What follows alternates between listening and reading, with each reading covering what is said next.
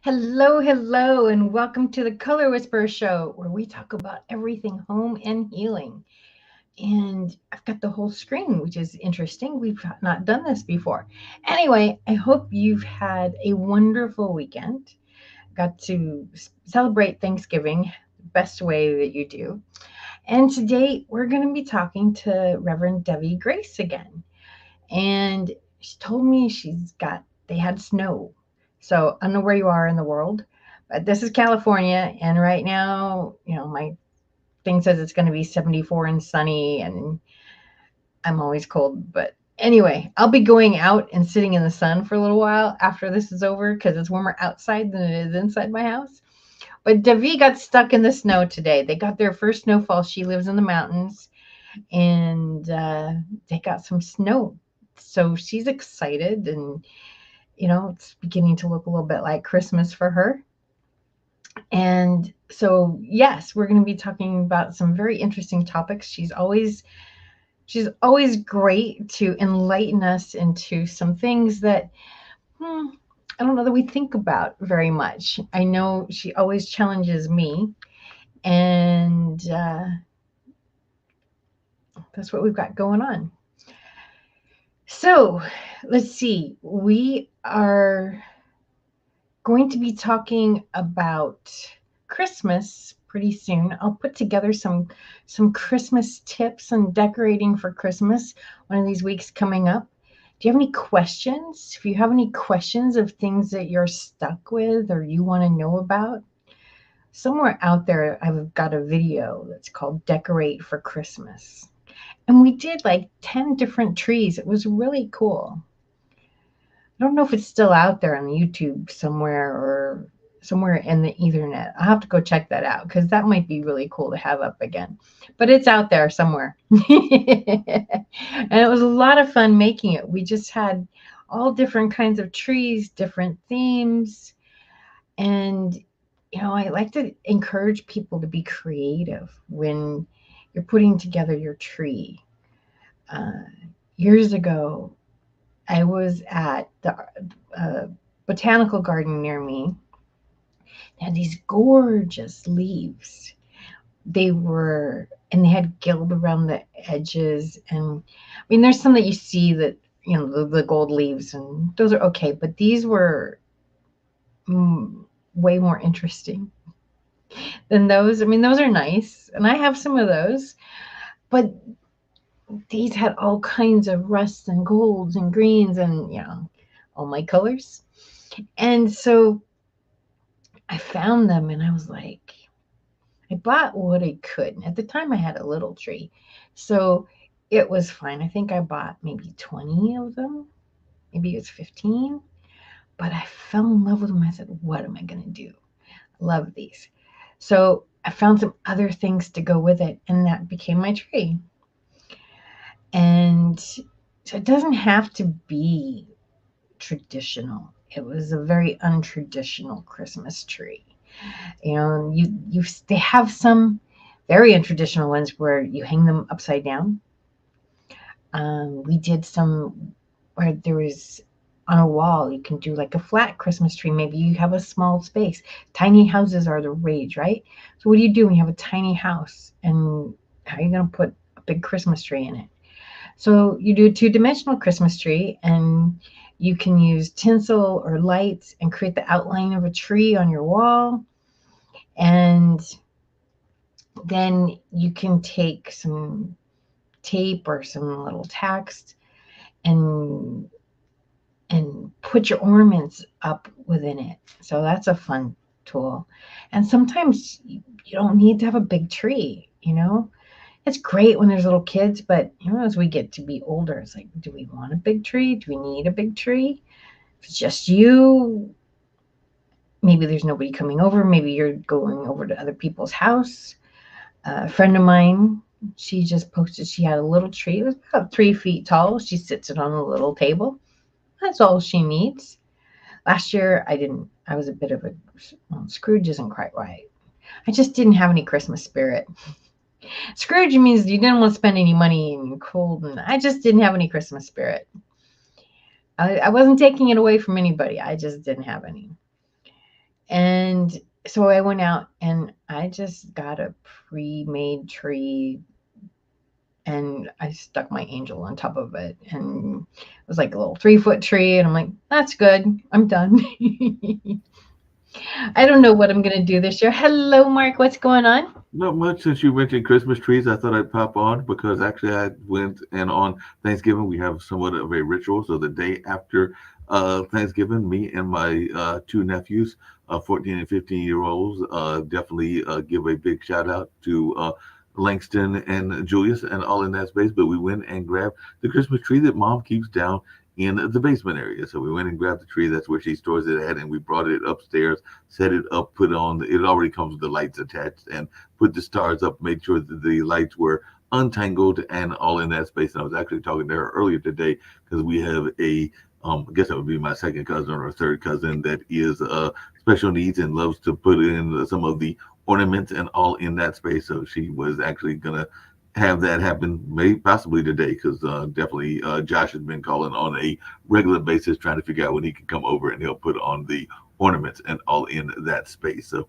that's what's going on. I was thinking about that as you were talking about the weather, because we're actually having a mild day. I think it's supposed to be up in the 60s, but we did get down to some cooler temperatures in the lower 30s. I don't think we might have even hit around the Oh, high 20s and everything, but that wasn't on Thanksgiving. Thanksgiving was definitely mild and everything, but definitely the I last don't couple of weeks. understand that number. That doesn't compute with me. I just that doesn't work. Yeah. Maybe in like January or February we Yeah. might get a low in the 30s at night when And I'm that's what it was. but And this is when it was cold. Was in the nighttime. It wasn't during the daytime. I think during the daytime it might have been 40s or 50s, but definitely cold at nighttime. And even the apartment complex will send you a notice telling you to keep your water dripping so that the pipes don't freeze, and to definitely keep the heat on and do other things that are there to keep you protected and make sure that things don't explode or all in that space. So definitely they try to give you cautionary notes. you leave the water dripping. Yes. Okay, so this is like such a little like my brain just exploded. Okay, because here in California, if you left something dripping, then you're like horrible because there's always a drought, and like you don't want that at all. Right. But That's here they don't want the pipes to freeze, why. so that is why the logic is that if we keep the water dripping, and I think it's supposed to be hot water, it will prevent the pipes from freezing. That is why they tell you to do that action, is to keep the faucet not a full flow, but just a soft drip and everything to stop the pipes from freezing. And that is the notion in the South. It didn't say it always worked, and I don't know even know if they do that in the Northeast, but that is the notion, that you keep the pipes dripping in order to keep the pipes from freezing, because that would be problematic as well. Okay, so Devi is having a hard time coming in. She says studio secure. I'm Mhm. gonna give her your phone number and maybe she can call you and Okay. or maybe I'll give you her phone number Oh, and you she's here now. She her. just popped in. Found it? Okay, cool. She just popped in, even though she's not Don't on you camera. love technology? It's great when it works. But she just popped in. I was just waiting for her to get on the camera and everything. But I did see that she popped in because I see Rev. Oh, there we go. Now she's popping in. She's here. So let's bring in Reverend Devi and everything. She might have heard about these ideas as well. Reverend Devi, I was talking to Jeanette about the notion of letting the pipes drip, because here in the South we'll let the pipes drip in order to not have the pipes freeze, which apparently is a foreign concept to you folks in the West Coast, but it's something that we do here and all in that space. And the other thing we were talking about was ornaments, because I was saying that earlier today or last week, the day after Thanksgiving, I was spending 3 days with mom and with my brother and my two nephews and one of my cousins, and the well, it was actually the three of us, meaning myself and my two nephews. We went downstairs, grabbed the Christmas tree, and put up the Christmas tree. And I have a relative that is special needs that will probably do some of the ornaments. But the star is already up, the lights are already rotating, and the Christmas tree is Oh, in that space. So we did have it up, and mom was enjoying it because it is one of those that the lights flicker and it also rotates around a little bit as well. So she's enjoying it right now, even though she has nice. a little bit of an issue too, because her furnace. In the middle of the winter, you don't want your furnace to having problems, but she had some furnace issues, so she had to have that fixed on. I think it was yesterday she had to repair me. People come to when I called her today, she was like, "Yep, I got heat. I'm feeling good. So don't have to deal with the furnace issues." But she did have to deal with it for a minute because there was a little bit of. We haven't had severe cold, but you definitely want to have your heat, no matter whether it's slight chilly or super cold and everything. So if she was Yes. pleased that she had the resources to get the furnace fixed, and the furnace is fixed now. Got to stay warm. These You gotta basics, stay warm and life everything. essentials. Oh yeah, definitely. Like I said, before I turn it back over to you and all in that space and Jeanette, I also have to tease y'all because maybe y'all can talk about this because one of the other things that we did was we are game players, and I think I've told Jeanette this before. So we do sometimes Scrabble, we do other games, but our latest game is spinners. We love playing spinners, and my oldest nephew beat me. I think it was him that beat me twice and beat everybody else because it was me, my two nephews playing, except for the last game because the other nephew was a little bit cantankerous and decided he wanted to go off to sleep, and we're not going to stop him from sleeping. So it was the oldest nephew, mom, and my brother. I only have the one brother. And everything. My mom, my brother, myself, and Julius playing. So it was the four of us playing in the game, and Julius won two of the games, and me and mom were battling for last place. But in the final game, me and mom were battling for first place. Family Mom was winning time. until the last hand, and Malik was like, "You haven't won the game yet, mom, because you still got one more hand to play." And I'm thinking to myself, "I'm 35 points down. There's no way I'm winning this game, mom. You're gonna win the game." But that's not the luck of the draw. The luck of the draw was that she had a horrible hand. She got like 40 points, and I hate to say this, Reverend Debbie, I stole the victory from mom. So mom got the lost the victory and all in that space. So definitely the fates were on my side, and mom was just glad to have fun competition and to have the camaraderie. So we were enjoying each other's company, even though I hate to say it, I wasn't a good son. I stole the victory from Yeah. Well, the traditions of Stolen. connection. That's exactly. what we love. Exactly. That's what it's all about is the connections and being together and having that quality Hmm. time together. So like I said, I was up there Hmm. for managed to 3 days because we got up there Thanksgiving afternoon on Thursday and came back on Saturday afternoon. So it was about 2.5 days. Good 5 meals. I had about I think three breakfasts and two dinners. So it was definitely some good food that was had in all in that space. But I'll jump off, maybe jump out on later. But I knew you would come Okay. in and you always have great conversation. So always enjoy Thank your energy you, just like I Mark. enjoy Miss Chasworth as well. So I'm here to pound off and let y'all have y'all's conversation. Mm. Hello, hello. Good to see you. Yes, good to be back. The girls are at it again. Indeed, indeed. And I don't know, there's so much we talk about. It's like, is there some place you want to start today? Is there anything that specifically you want to talk about? Well, Mark was highlighting the tradition of the Thanksgiving holiday, that Yes. gratitude celebration. And so Jeanette and I had the great good pleasure of being out in nature on that feast day of gratefulness in the oaks and pines and canyons. So we communed with our relatives in the natural world, the tree people, the animals on the lands. It was a gorgeous location. And so as we move closer to winter, we're getting to the very end of autumn. And of course, every December, every tradition on the planet has their acknowledgement of the season of light. And it actually begins with the Stargate. That is December 12th. It's the 12/12 Stargate. That's in 11 days. And then it starts that progression into the winter solstice. So, what I love to share with people at this time of year is maybe a spiritual deepening of their relationship to these annual celebrations, these annual festivals, and these annual opportunities to commune deeper with consciousness and deeper with our own divinity inside of us and our love and appreciation for the blessings in our life. There's so many different ways that you can celebrate the holidays, and it doesn't have to be the traditional style that quote unquote you see all the other family systems participating in. And so we keep it very inclusive of that diversification and inclusion of what brings deeper meaning for individuals at this time of the year, because the holidays can be really a great source of joy, or they can also be really, really challenging. And I respect really both ends of the spectrum, if that makes sense.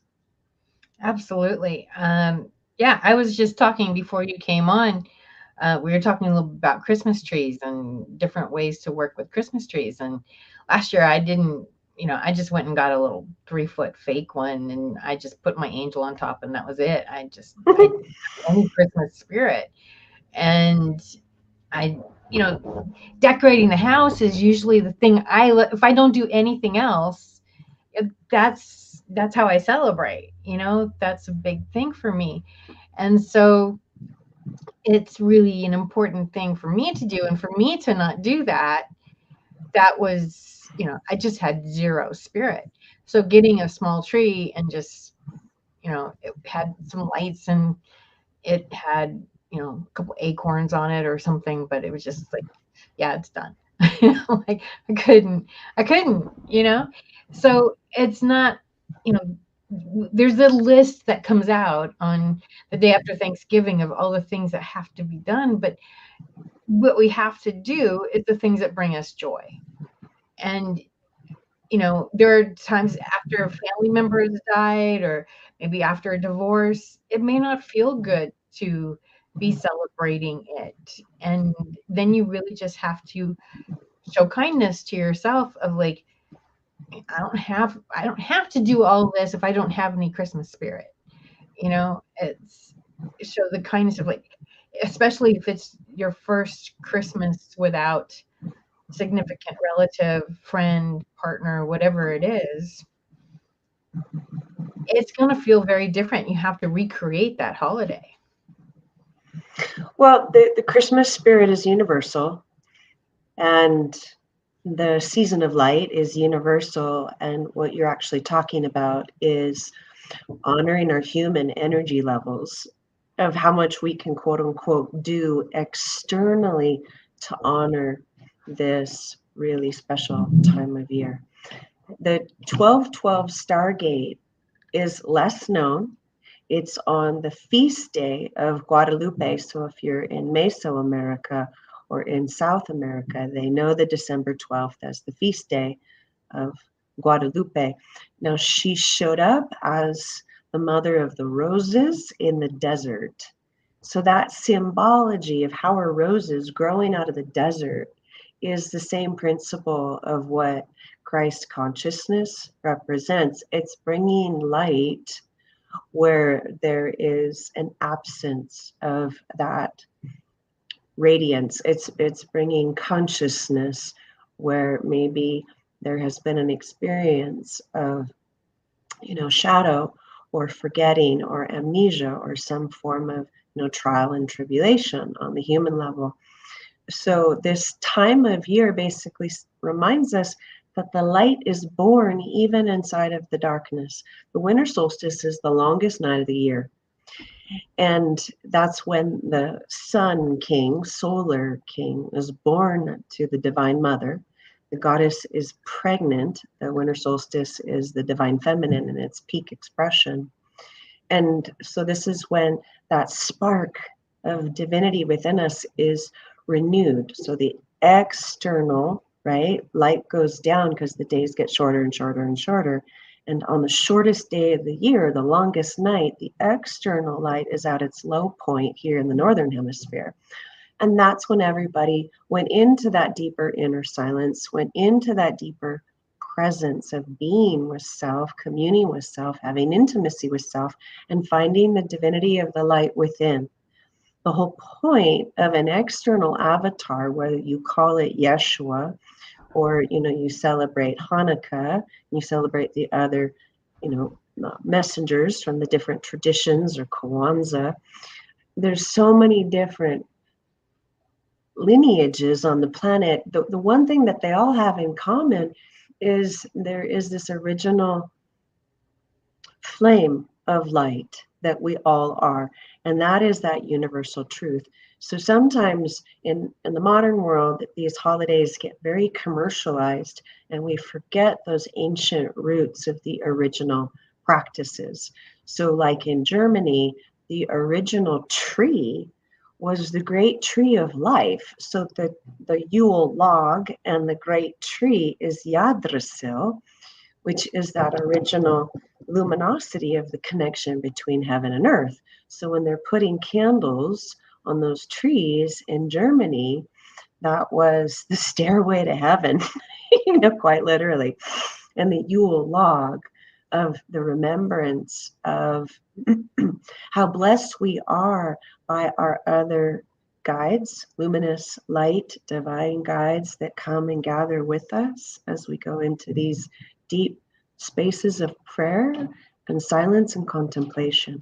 So winter solstice is huge meditation. The yogis teach summer solstice and winter solstice. If you're going to meditate on what you're asking to create or that expression of love in your life, these are your two big windows of the entire solar year.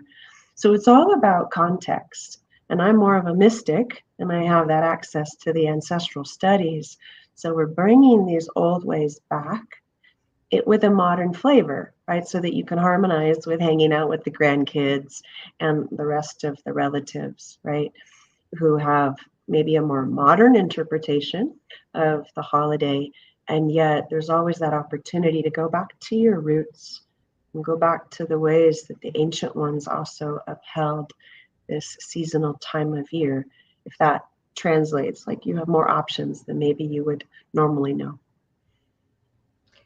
Yeah. No, it's fascinating to me.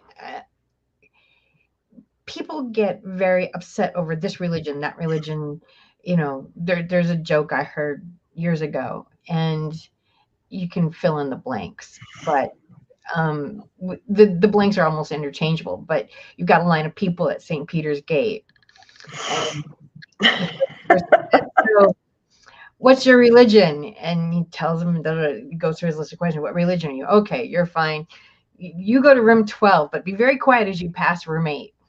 The next person comes up. So what are you? They tell their religion. Okay, be very quiet.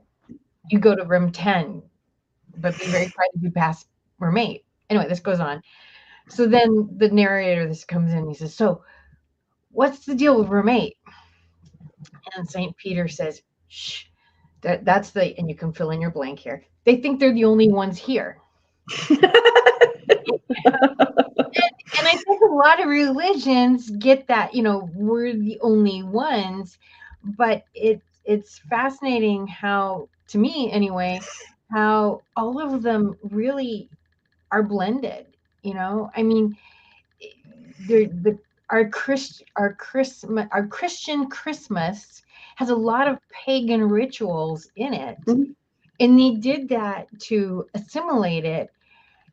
But like you said, this is a universal truth of this is the darkest night of the year, and we're bringing in light to the planet. I mean, we are looking for light. We're looking to embrace that.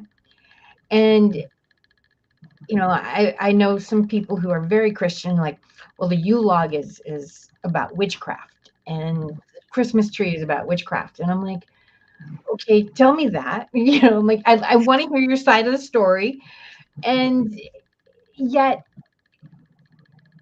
and the thing with there's witchcraft and there's witchcraft, but a lot of the pagan stuff, this was just how the earth worked. That's called earth-based spirituality, and it's not necessarily Wicca. So that's Yeah. human ignorance that tries to label things that they do not understand or they do not relate.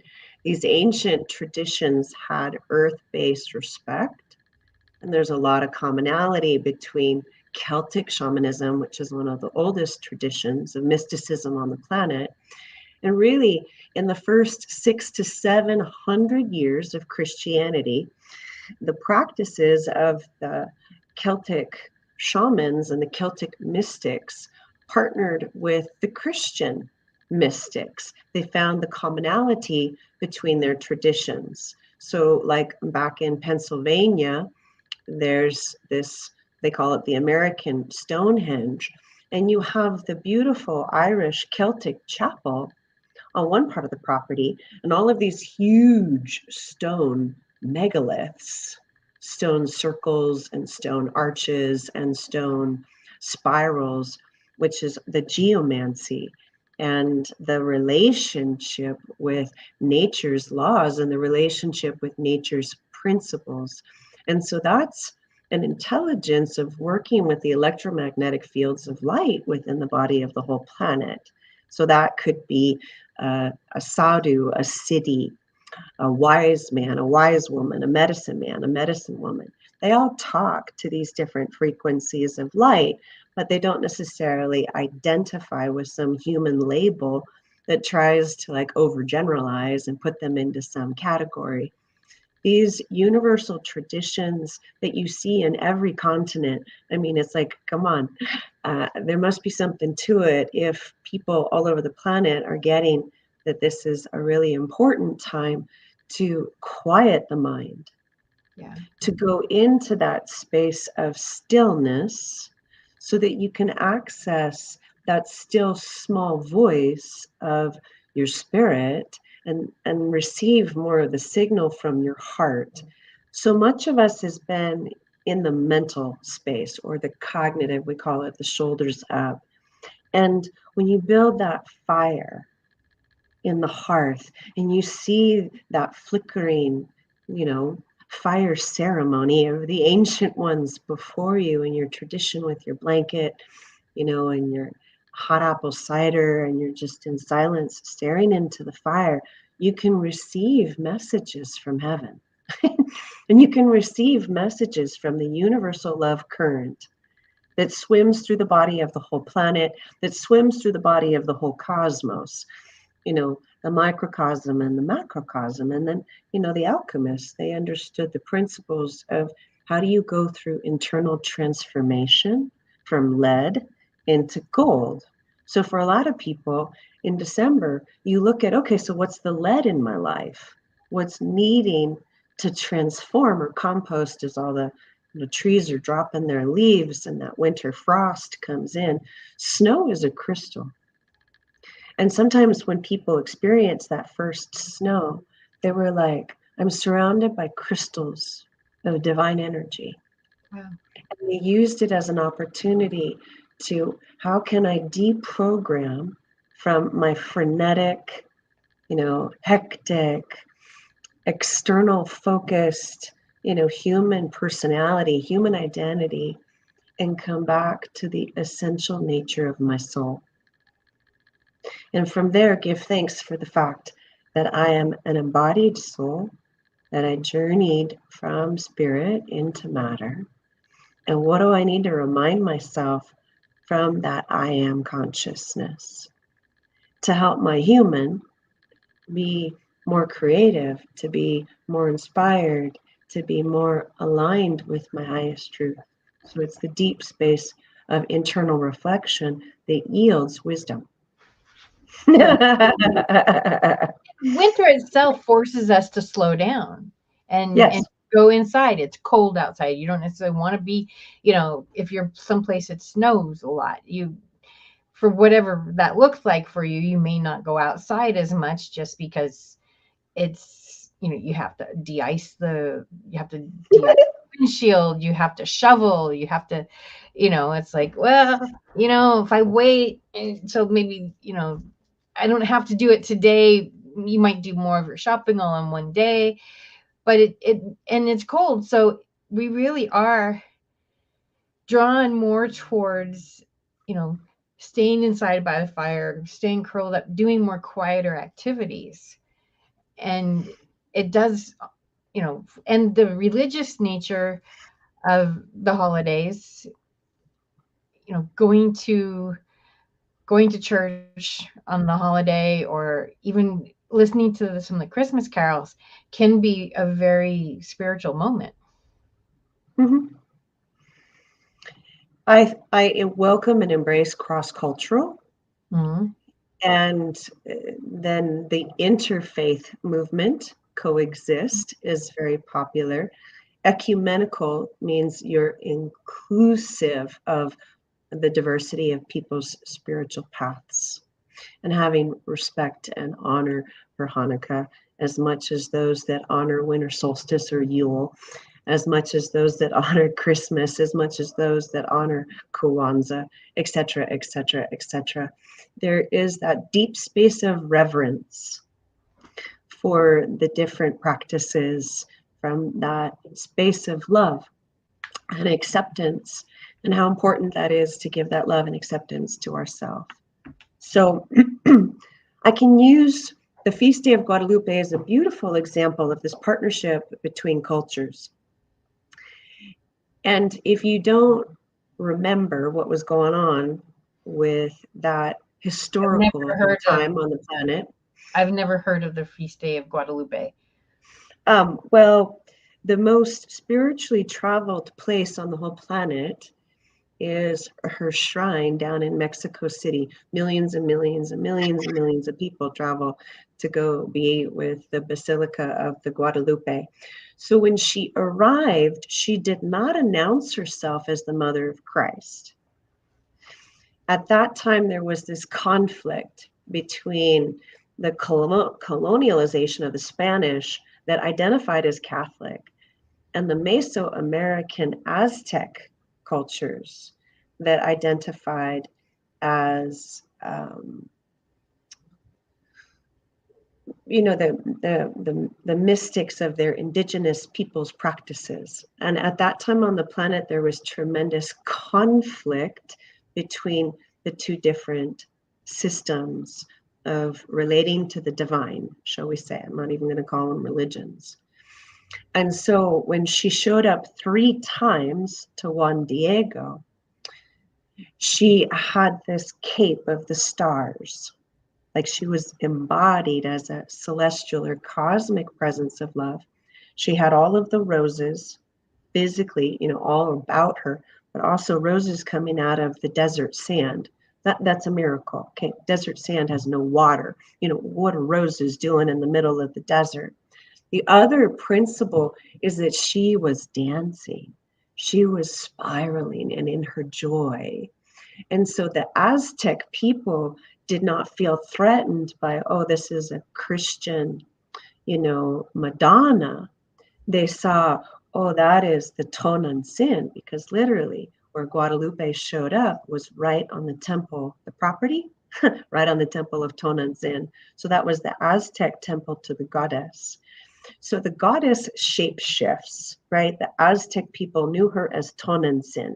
Now the Christians knew her as Mother Mary. The Divine Mother is seeing her children in a religious war, and that's unnecessary conflict. So now they refer to her as the Mother of Americas, which means that she was accepted by the Mexican culture and also accepted by the European culture, and they stopped their fighting of what name they were going to call her. No, she's Tonantzin. No, she's Mother Mary. So the arguing stopped, and she said, I am Mother. I am Universal Mother. And then they created this name for her, Her Lady of Guadalupe, Her Lady of the Celestial Stars. Now, when you go to service for Guadalupe on December 12th, which I have, it starts at 4:30 in the morning. And the Aztec dancers and all their regalia, they are doing their, whole procession into the Catholic churches that still honor those original practices. It's the one day of the year where the traditions overlap. So like your English services are like at 8 a.m. However, all the services are still in Spanish and in that indigenous dialect. And they have the mariachi bands and the whole, images of the goddess are on their clothes. In Santa Fe, I kid you not, they do the pilgrimage from the Basilica to the huge shrine of Guadalupe, and the whole image of the Divine Mother is this procession through all of Santa Fe. Wow. And huge displays of roses and flowers in honor of, the Mother of Light. And this when I saw that in Santa Fe, when I saw that in Santa Fe, I was like, this is it. This is the one day of the year where the Divine Mother is the prime focus on the whole planet. It's the largest festival of the Mother that we have in modern times. And so, yeah, services are at 4:30, 5:30, 6:30. And I'm like the only one there that like doesn't speak Spanish, so I don't understand a word of the invocations, and because no hablo mucho español, except I'm there to honor her in all capital letters, because I know the original Gnostic mysteries and I know the original Essene traditions where the divine feminine had a tremendous presence of bringing in the illuminated ones, if that makes sense. You said that we had our own Stonehenge, and I've never heard about it. So is that there's no legend around it, or is it just? I mean, I'm a California. No, the gentleman who built it obviously had a lot of money. It's called Columcille. You can look it up. It's a historical place now. They had to bring in all these huge cranes. And he got his inspiration from the Isle of Iona. And he spoke to the guardians of the land. And so this is the tradition of stone circles that you'll see over in Ireland and Scotland and England, very similar to the Druids and the Celtic mystics. And so there's megalithic stone structures at multiple places on the property and labyrinths. And then you have the, Irish Catholic, shrine in the middle of it. With this huge stone in the middle, with the etchings of the rose line, the true Christ family lineage of Rosa Mystica. So I'm like, okay, they get it. And there was zero competition. So same principle of the overlap of the two religions being completely harmonious in this place called Columcille. And it's just gorgeous. It's freezing, when it's all in snow. But I've gone there on winter solstice and the land is all draped in the white blankets of powder, and it's surreal. You feel like you're in Scotland 3,000 years ago. It's magnificent. So I'm extremely eclectic. I'm inclusive of all these different paths, because the whole point is bringing the heavens and the earth together, quite literally, inside of our bodies and, in our world. That's the whole promise. Keep your word. Hey, Reverend Debbie, speaking of which, I was telling definitely Jeanette earlier that there's going to be a Lama speaking here at the Hayti Center that I work at and all in that space. So he's actually going to be speaking here in about 4 hours, but he's actually going to talk about a lot of what you've been talking about, because Lama Rod Owens is a African-American Buddhist and all in that space and an activist. And his book that he just recently put out is called The New Saints, From Broken Hearts to Spiritual Warriors. So that is part of what he will be talking about and all along those lines. So that is part of his message and everything. And as a matter of fact, on another event that it won't be here, it'll be held in another location on December 5th. He'll be talking about opening to the collective inner light in dark times. So one of the quotes that he says is, in these times of great uncertainty and suffering, it can feel challenging to ground yourself into what affords us strength and resilience. So he'll be doing an event.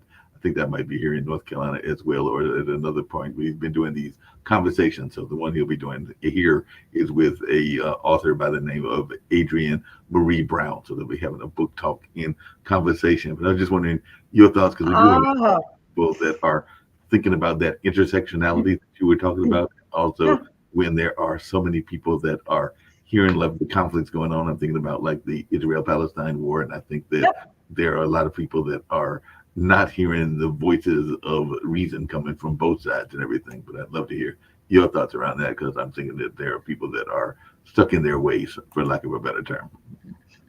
I am known as a radical because I've had the great good fortune of literally being in the mystery schools. So may this be the day where I come out of the closet with Jeanette. Since my late 20s, I've been trained by the ascended masters, both masculine and feminine, which would be the equivalent of like both a Tara and a Babaji as being divine counterparts, or a Christ and a Magdalene being divine counterparts. or a Saint Germain and a Portia being divine counterparts. So in the mystery school lineages, we work with the oversoul. And therefore, the being on the planet called Gautama Buddha, who had his awakening and realization around the Bodhi tree, the true mystic sees no difference between the tree of life that's being honored around Yule and the Buddha having his awakening at the base of the Bodhi tree. It's the world tree.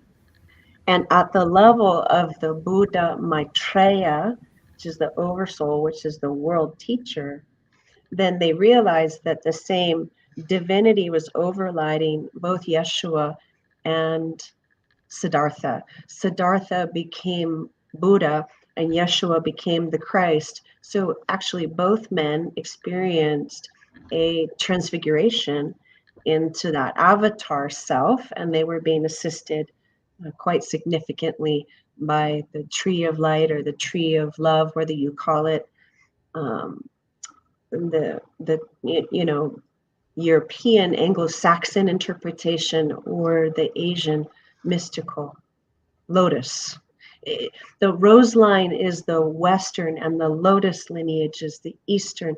And these original mystery schools on the planet were absolutely in partnership with each other. And they traveled from the different locations to commune in circles of light.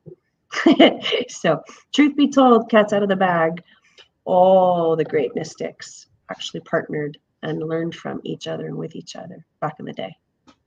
We got to get back to that.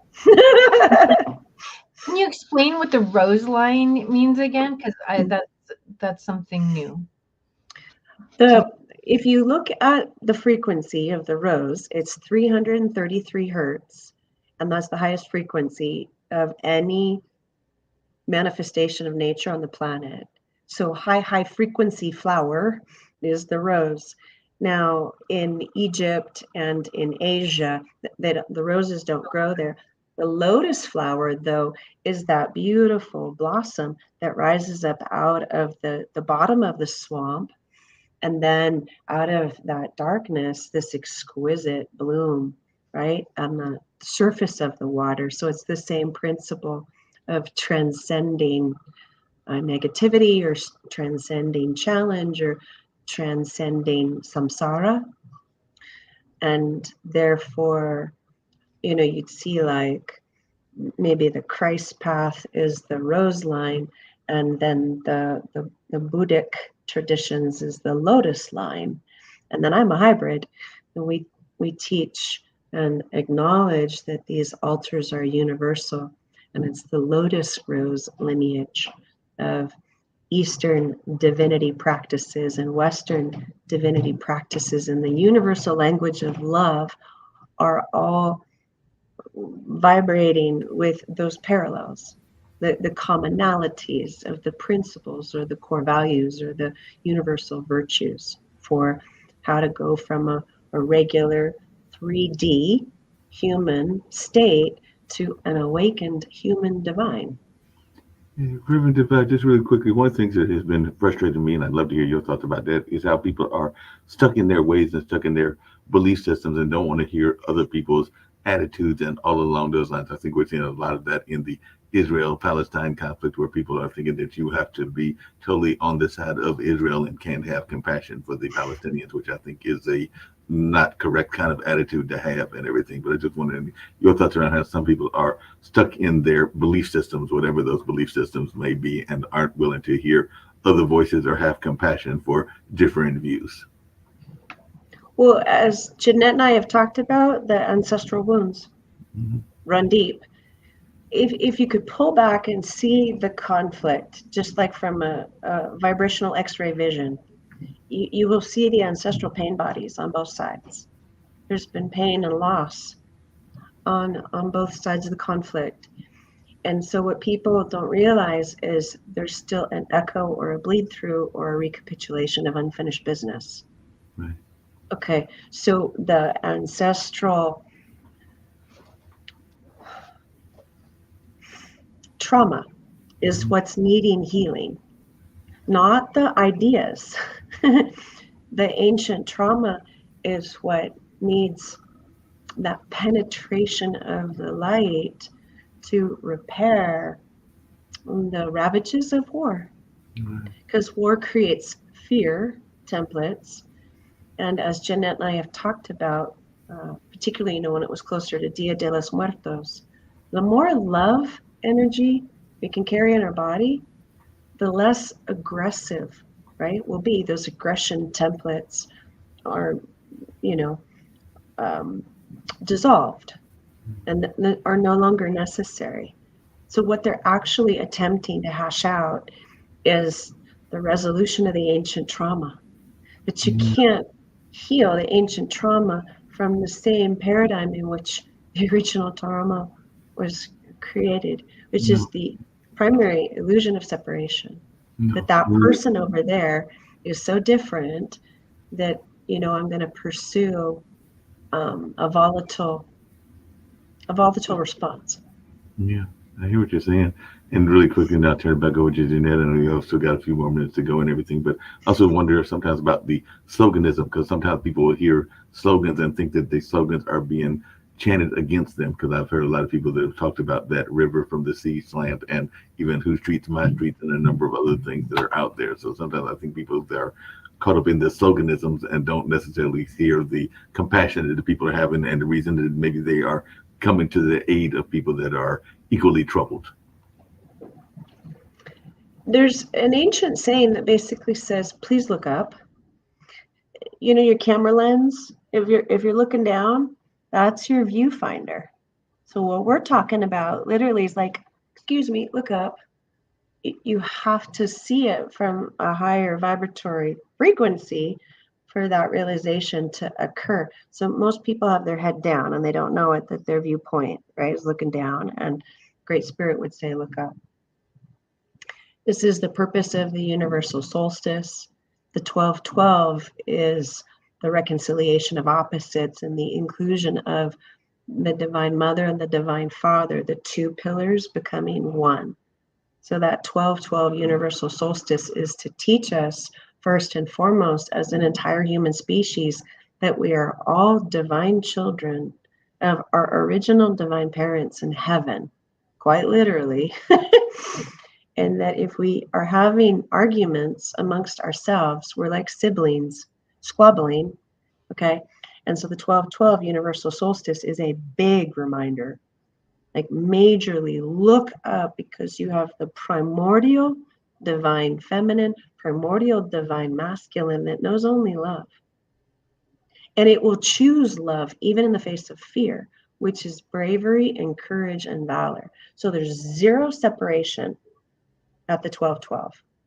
There's no fear, there's no conflict, there's no duality, there's no polarity. We have not been able to live that in our human relations. So we have forgotten that original state of at oneness. And so every universal solstice on the 12-12 stargate, these portals open, it's like humanity is being asked to remember your origins, that is beyond conflict or beyond separation or beyond competition. We've got to go back to that universal source of love. And Jeanette, says the same thing in her own language. So it's cool to have both of us here, because she reiterates these things in her heart wisdom. So what is the significance of December 25th, as that is a day that many people celebrate?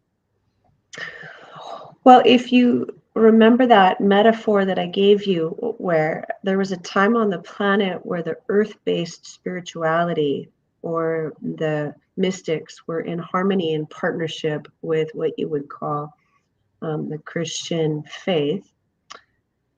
They wanted to have that honorment of Christ's arrival close to the winter solstice because of the complementary parallels of the sun born and the luminous, immaculate presencing of divine universal light on earth. So whether it's the universal divine child of the primordial goddess, which some of our ancestors recognized on Yule tide, or this emanation of that cosmic Christ light of, Yeshua's arrival to, one of the aspects of the goddess, Isis, Sophia, okay? She's not Christian. So Mother Mary's not Christian, okay? And she's the daughter of Isis. She's the daughter of Sophia. She's an embodiment of the Shekinah, okay? So that's the Jewish mysticism. The Divine Mother's Shekinah, Asherah. You see my point? So the divine masculine that's born of the great divine mother. All the same things with Isis and Horus. So there's documentaries that you will see of all the parallels between Christian mysticism and Egyptian mysticism. It's the same alchemy over and over again. For those that want to see, it's there. So they're attempting to create this harmony of like, how do we get the people to all harmonize? Because they don't all have the same practices. So that's why they put their holidays to get everybody to harmonize. So let's imagine the grand symphony of light seeks harmony. Love seeks harmony and really doesn't care that this practice isn't exactly the same thing as this practice. Are you bringing more love on the planet? Awesome. Great. We're on the same page. It's really that simple. I don't mean to offend some people's, orientations. We love and respect your orientations. It's just open your heart to the inclusion of, there is a feminine Christ, the Christos, the Christas, the Christos Sophia. That's what the Gnostics knew. You see what I'm saying? It's all coming back. The academics have been saying it all along. Now there's the remembrance of these ancient practices for universal harmony, or universal cooperation, and universal respect of diversity, and the principle of inclusion, even when it stretches us. Yeah. Well, and the Bible even says the greatest of these is love, right?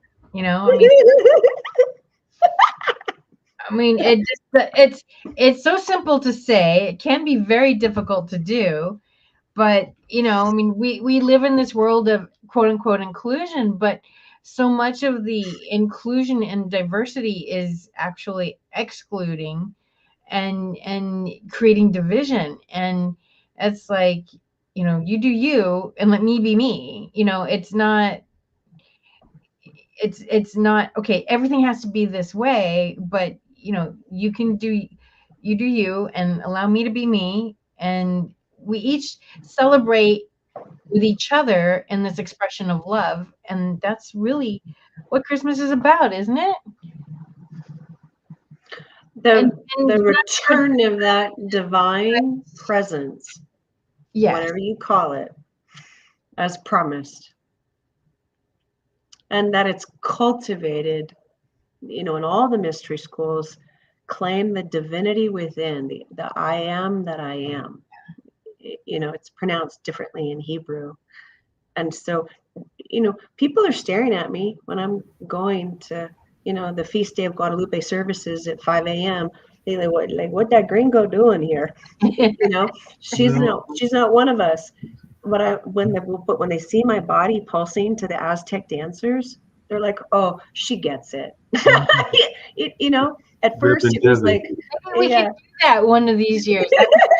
Reverend Debbie, along those same lines, because later on, the day after Christmas, literally this same venue and everything, we will be celebrating Kwanzaa. And I can tell you that while the majority of the crowd may be African American, there are a number of other people from different cultures that come to celebrate. And even Papa Chuck, when he was living, would oftentimes welcome people and talk about that unity aspect of the message as well. So while there are things like collective responsibility and a number of other principles that are a part of Kwanzaa, because there are, I think, about 7 principles total and everything, including unity and definitely collective economics and a number of other things. It is definitely not just strictly a African American society that can enjoy these principles and enjoy what is going on in that space. Papa Chuck, who passed away several years back, would oftentimes talk about that and the notion of people being unified and celebrating together and all in that space. So it is definitely a very unified group.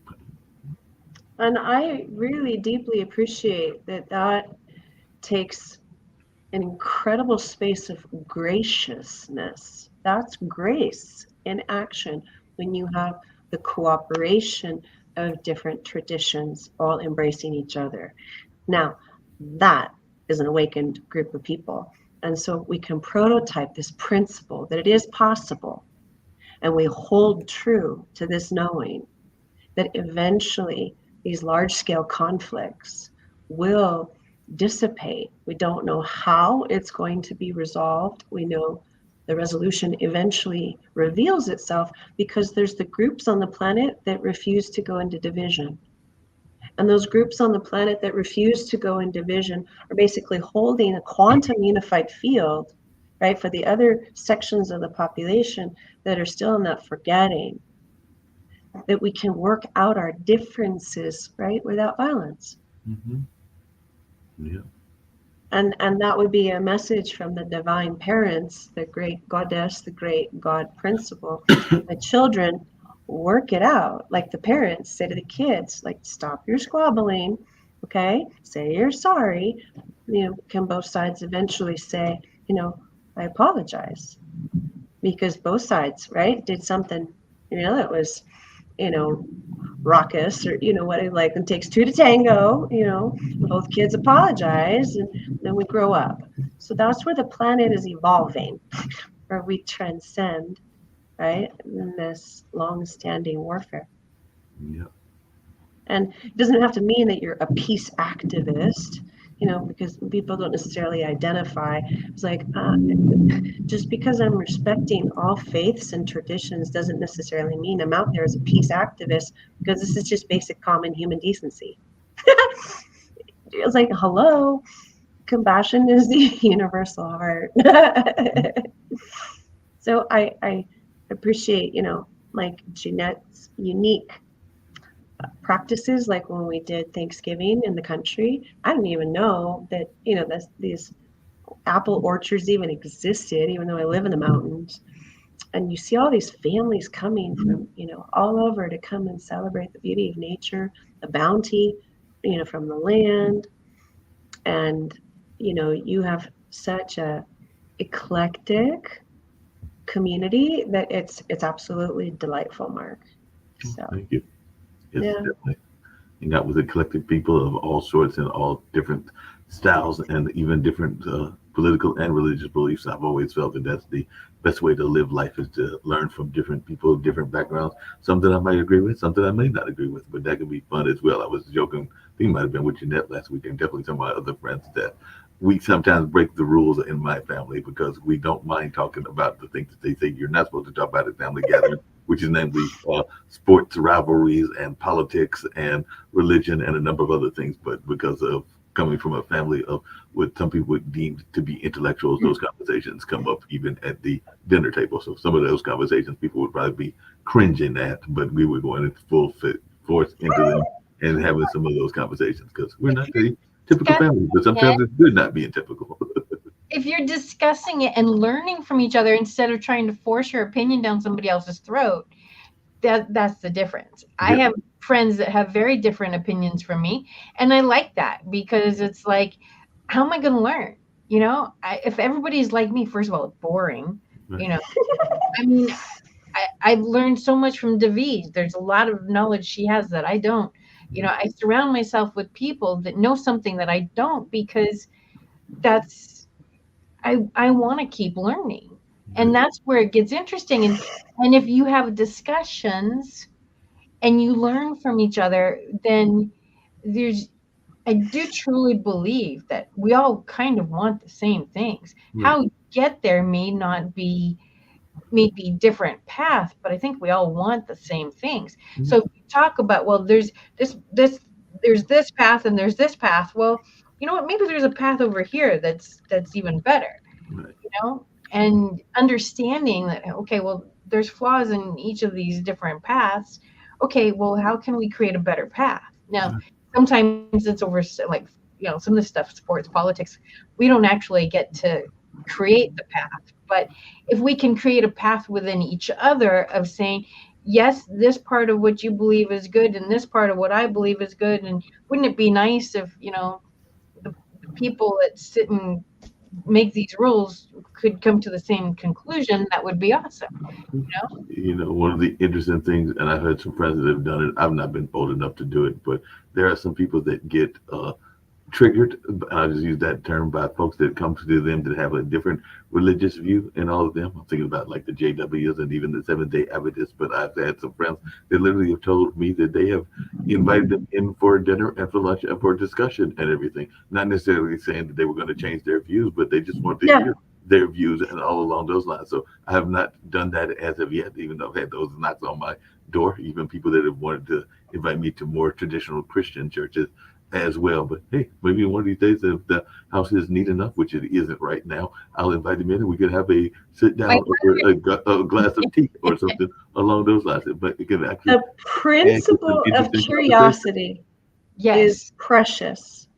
yes, The principle of receptivity is precious. Mhm. Curiosity, receptivity, and the principle of openness. Again, these are all qualities and characteristics of the divine child. So that's yes. what that 1212 Stargate basically says. Remember that you're the divine child, therefore, you need not need or require to defend your position. You don't need to defend your faith. You don't need to pontificate on your right practices. If you are in at one-ment with prime source love, you don't need to impose that on another human being, and can stay in that childlike curiosity, like, oh, how do you play with the divine? It's the Good. sweetness, the Yeah. innocence. You see what Yes. I'm saying? These qualities of willingness to go outside of your known parameters, outside of your wheelhouse, and explore more of the wonders of the great, you know, wide world.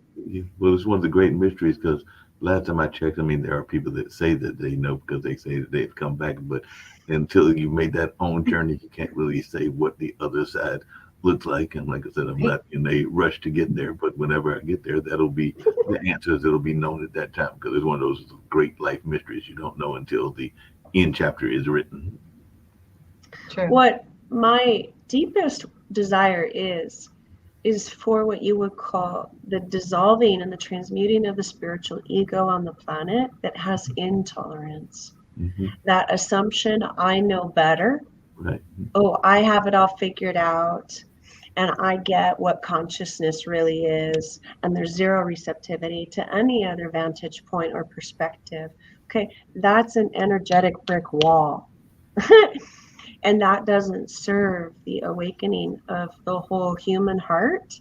Okay, because you can't possibly assume that one person's got it all figured out, because that is hubris or that is arrogance. And there's been a lot of quote unquote individuals who assume they're spiritually awake, and yet they're very set in their modalities.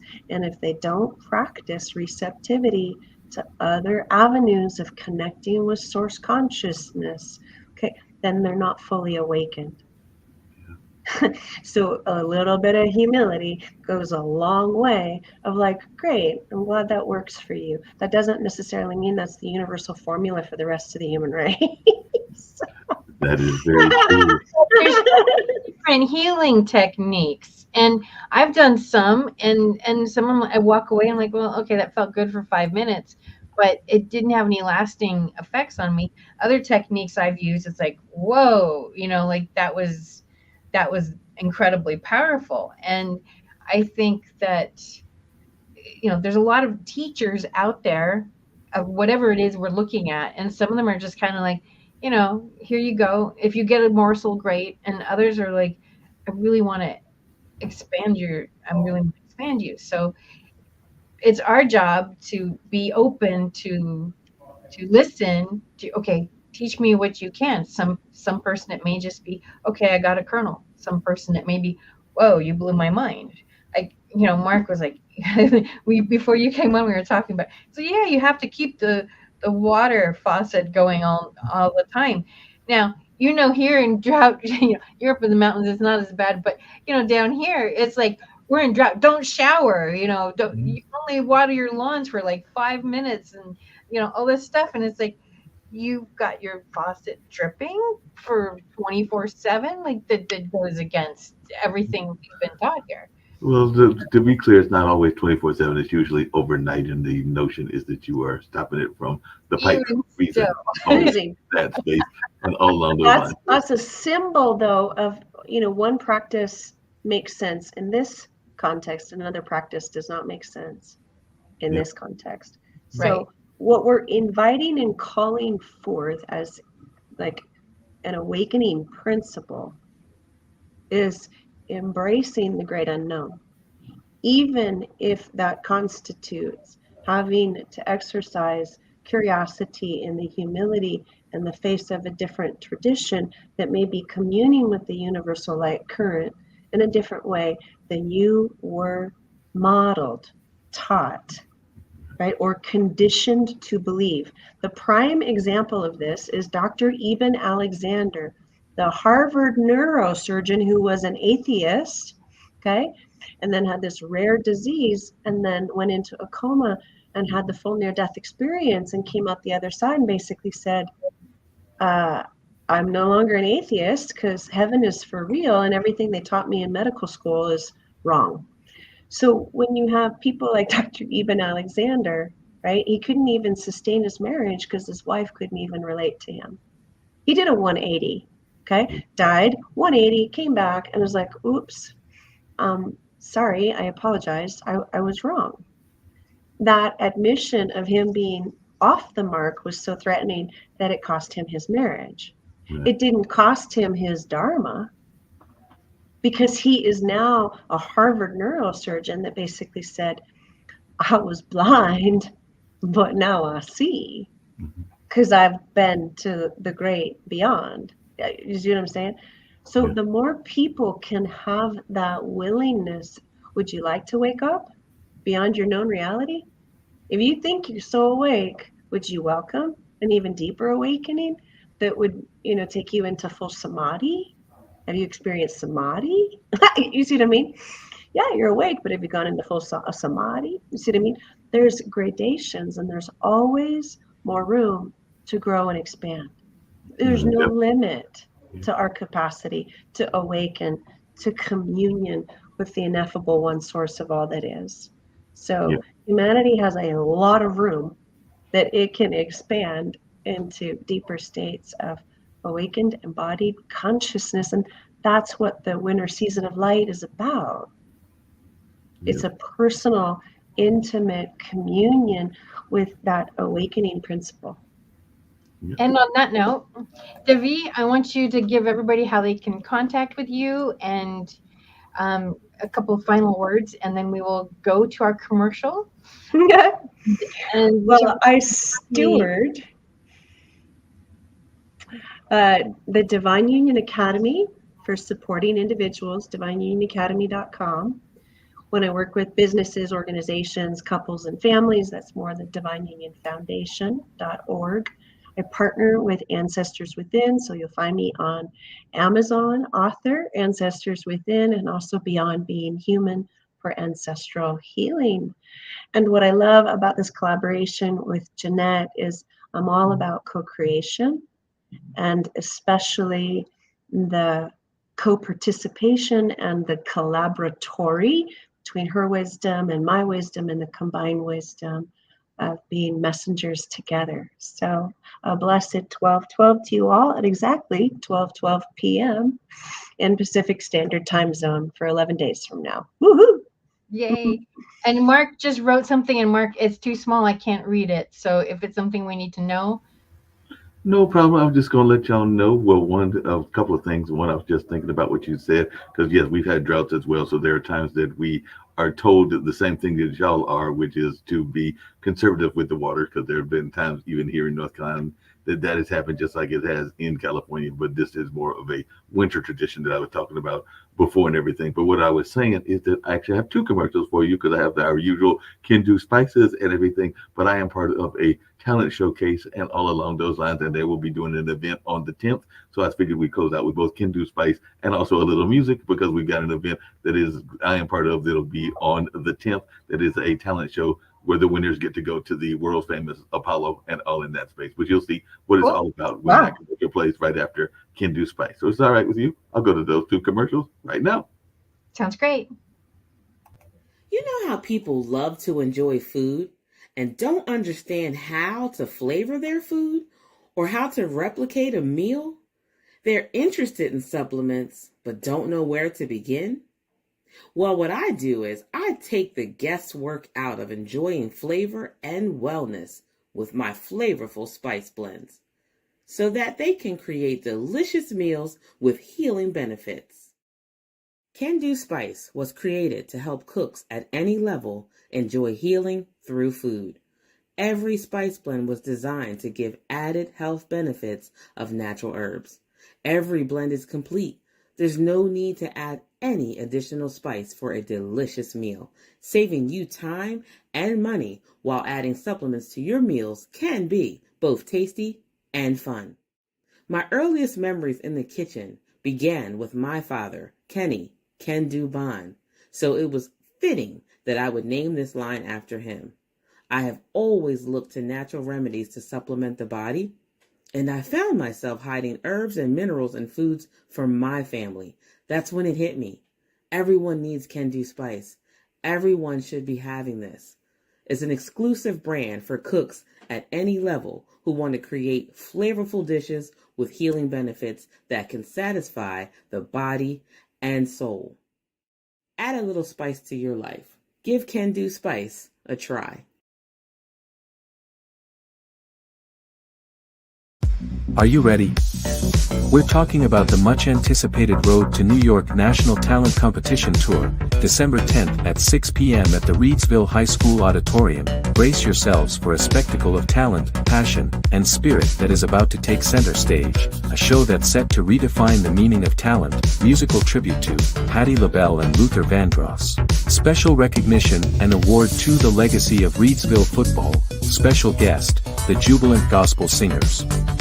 And the cast that makes it all happen, the Sandman, the band, the model Deja, Mark Lee TV show host, and Captain Newborn senior producer. Imagine a stage where dreams meet reality, where passion meets performance, and where talent meets opportunity. The Road to New York National Talent Competition Tour to the Apollo. Come out, support and applaud those who dare to dream, encourage the performers who step out of their comfort zones, who embrace their passions, who aren't afraid to show the world what they've got. That's what the Road to New York is all about.